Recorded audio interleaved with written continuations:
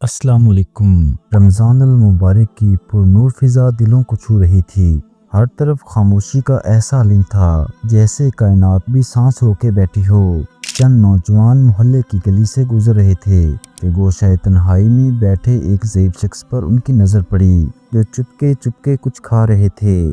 حیرت کے مارے ایک نوجوان نے آگے بڑھ کر مؤدبانہ انداز میں سوال کیا، چچا جان آپ نے روزہ نہیں رکھا؟ بوڑھے شخص نے نرمی سے مسکراتے ہوئے جواب دیا، کیوں نہیں بیٹا، میرا روزہ ہے، بس پانی پی لیتا ہوں اور کچھ کھا بھی لیتا ہوں۔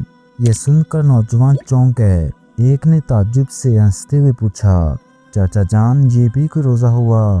بوڑھے شخص نے نظریں جھکائے نرمی سے کہا، بیٹا میں جھوٹ نہیں بولتا، کسی پر بری نظر نہیں ڈالتا، گالی نہیں دیتا، دل نہیں دکھاتا، حسد نہیں کرتا، حرام سے بچتا ہوں اور اپنی ذمہ داریاں پوری ایمانداری سے نبھاتا ہوں۔ مگر میں کیا کروں، ایک ایسی بیماری نے گھیر رکھا ہے کہ میرا جسم روزے کی شدت برداشت نہیں کر پاتا۔ میرا معدہ روزہ نہیں رکھ سکتا، لیکن میری روح، میرا دل، میرا کردار سب روزے دار ہیں۔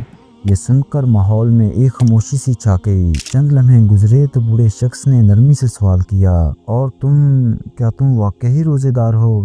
نوجوان جو ابھی تک خود کو روزے دار سمجھ رہے تھے یکایک خاموش ہو گئے۔ ایک نے آستگی سے سر جھکا کر اعتراف کیا، نہیں چاچا جان، ہم تو بس کھانے پینے سے رکے ہوئے تھے۔ بوڑھے شخص کی آنکھوں میں نمی چمکنے لگی، جیسے ان کے اندر ایک دعا مچل رہی ہو۔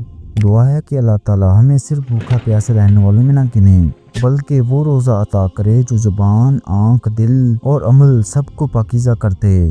کہ آپ نے آج کسی کو تکلیف تو نہیں دی، کسی پر بری نظر تو نہیں ڈالی؟